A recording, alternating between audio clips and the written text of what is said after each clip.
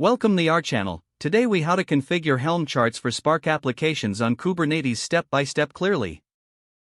First, ensure you have a Kubernetes cluster running and accessible from your local machine. Install Helm, the Kubernetes package manager, if you haven't done so already. Add the bitnami Helm repository, which contains the Spark charts, to your local Helm setup by using the command helm repo at bitnami https://charts.bitnami.com/bitnami. Update your Helm repositories to get the latest charts by executing helm repo update. Next, create a namespace for your Spark applications to keep your resources organized. Use the command kuberctl create namespace Spark.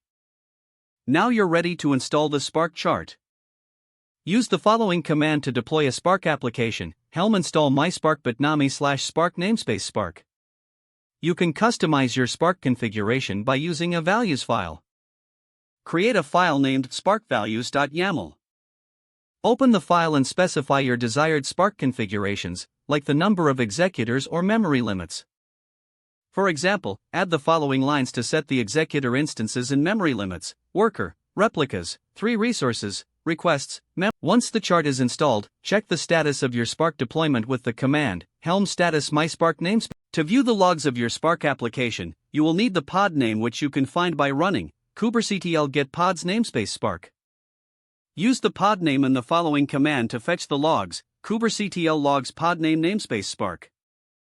If you need to upgrade your deployment with new configurations, update your values file again and execute helm upgrade myspark bitnami/spark. To delete your Spark deployment and clean up resources, run helm uninstall myspark namespace Spark. Optionally, you can also delete the namespace if it is no longer needed with kuberctl delete namespace Spark. Congratulations, you have successfully configured and deployed Helm charts for Spark applications on Kubernetes. If the page does not load, refresh the browser or try again in a private or incognito window. Make sure you are using the correct email address, then retype it carefully to avoid small typos. If your password is not accepted, use the reset option and create a new strong password you can remember. Check your spam folder for verification or security emails, then complete any requested confirmation steps. Enable two-factor authentication if available to improve account security and reduce unauthorized access risk. After signing in, review your profile details so your contact information and settings are accurate and current. If you see an error message, note it down and try again after restarting your device and internet connection.